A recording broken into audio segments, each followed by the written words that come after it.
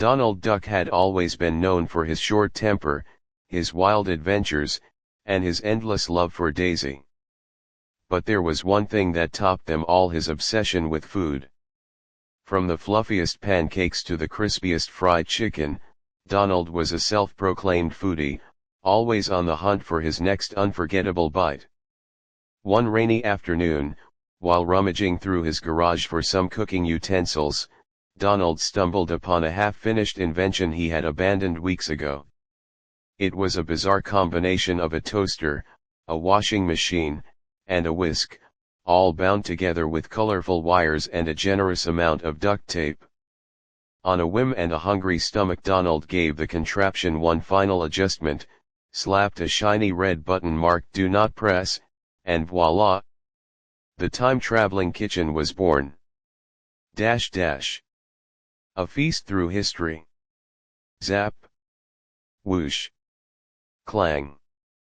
In a flurry of sparks and spinning dials, Donald disappeared from his kitchen, only to reappear in a golden, sunlit land. Ancient Egypt. Donald blinked as he looked around. The towering pyramids cast long shadows across the sandy ground, and the air smelled of herbs, roasted meat, and fresh bread. A kind Egyptian baker offered him flatbread warm from the clay oven, followed by a rich lamb stew spiced with coriander and cumin. Donald's beak dripped with flavor as he gobbled it up, nodding in appreciation. "Quacktastic!" he exclaimed, before being chased out by a group of startled palace guards who thought he was a duck-headed deity. Medieval Europe. Next stop, the Middle Ages. Donald landed splat right in a muddy courtyard outside a castle. Inside the great hall, he was greeted with a wooden tray filled with hearty meat stew, roasted turnips, and freshly baked rye bread. He watched cooks grind spices like saffron and pepper, amazed at how precious they were back then.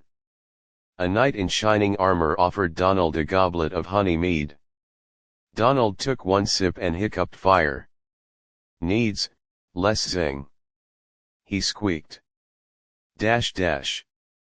Renaissance Italy.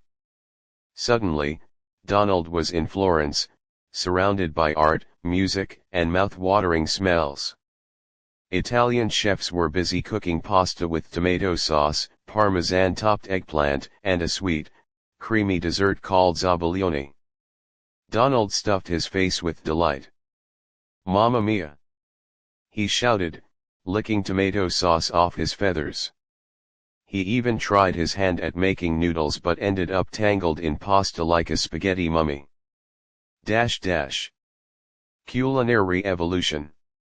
The Industrial Revolution. The scene shifted again. Now Donald found himself in 19th century London, where smoke billowed from factories and food was evolving faster than ever. He visited a mechanical bakery that mass-produced tin bread, watched the rise of canned vegetables and meats, and tried his first machine-made biscuits. "Convenient, but not quite gourmet," he muttered with a thoughtful quack. The 1950s. With a bright flash and a swing of an Elvis record, Donald landed in a colorful 1950s American diner. He marveled at jukeboxes, roller skating waitresses, and the glorious invention of fast food. He ordered a towering cheeseburger, fries, and a strawberry milkshake, savoring every bite while bobbing his head to rock and roll. "This is ducky heaven," he cheered, his feathers smeared with ketchup. Modern cuisine.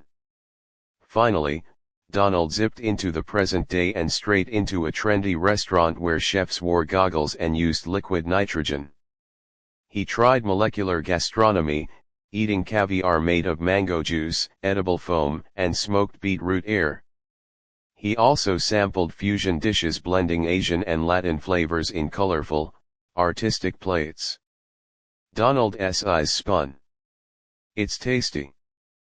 But I have no idea what I just ate." A taste of the past. Back in his cozy kitchen, Donald sat in his messy apron, stomach full and heart content. As he looked through photos from his adventure snapped with a meat thermometer camera, he chuckled. "What a journey," he said. "Turns out, food is more than just eating, it's a time machine into culture, history, and flavor." He looked into the camera with a grin, "But after all that, I think the best food is still whatever's in my fridge, as long as I didn't burn it." Call to action. With a cheerful squawk, Donald addressed his viewers, "Tell me in the comments what's your favorite dish from history. Ever tried medieval stew or ancient bread? Let's cook through time together." He then added with a wink, "I challenge you to try cooking something from a different era." And stay tuned for my next video, Donald's Guide to Eating Like a King, from royal feasts to futuristic snacks. The end, or just the appetizer. Fork and knife with plate, mantelpiece, clock, duck.